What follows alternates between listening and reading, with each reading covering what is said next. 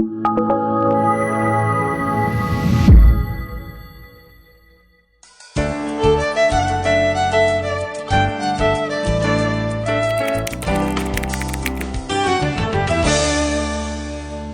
it's an area of interest for us at Royal North Shore Hospital in Sydney, Australia, where we have really taken on this issue of cutaneous neurofibromas because our patients have told us that amongst all of the issues that they face with neurofibromatosis, cutaneous neurofibromas are amongst their highest concerns. In fact, in young adults, they are their highest concern because they create social stigma. Most of our patients have been asked to leave a shop and have had difficulty finding employment, finding relationships as a result of their cutaneous neurofibromas.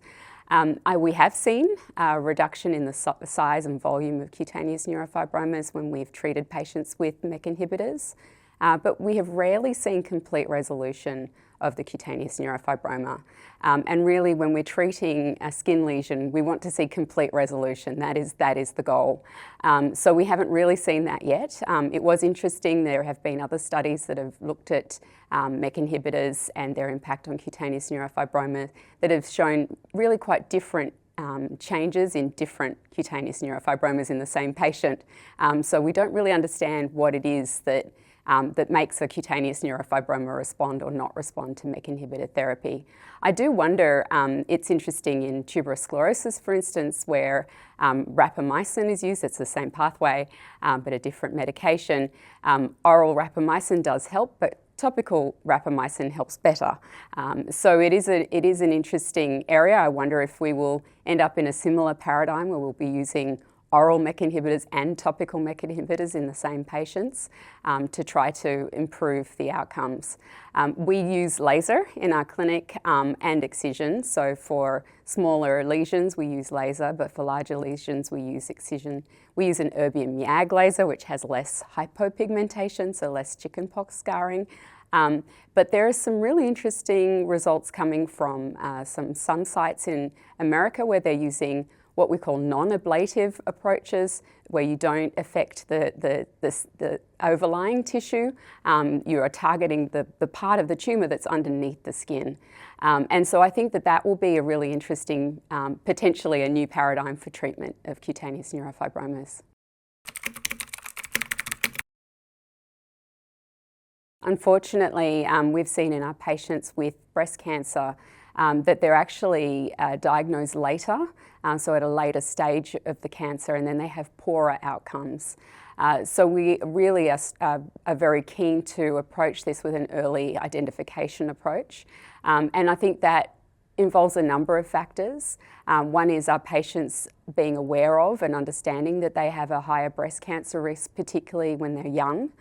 So in that age before normal breast cancer screening starts, so really starting from the age of 30, we're now recommending that patients have annual breast MRI.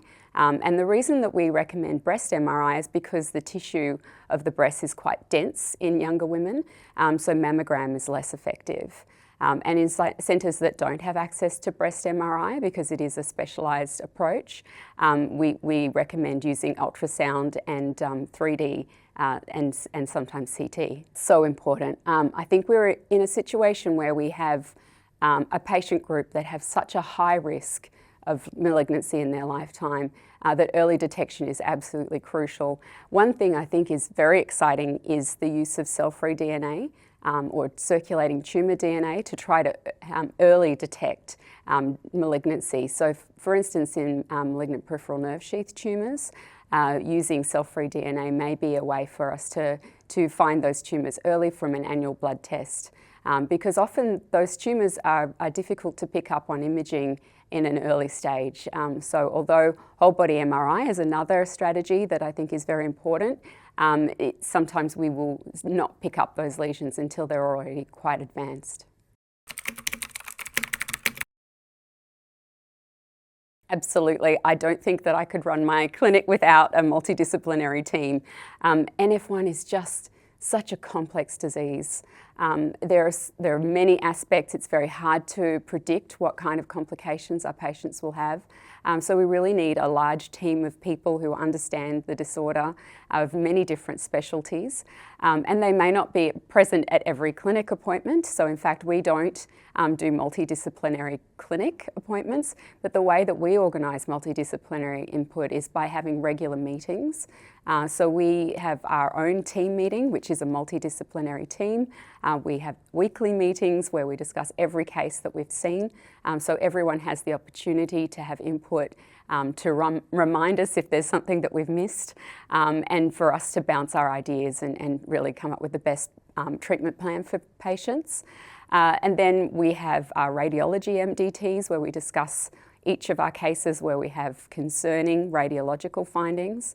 And then we have our big 3-monthly meeting where we meet with at least 50 individuals of all different specialties and we discuss our most difficult cases.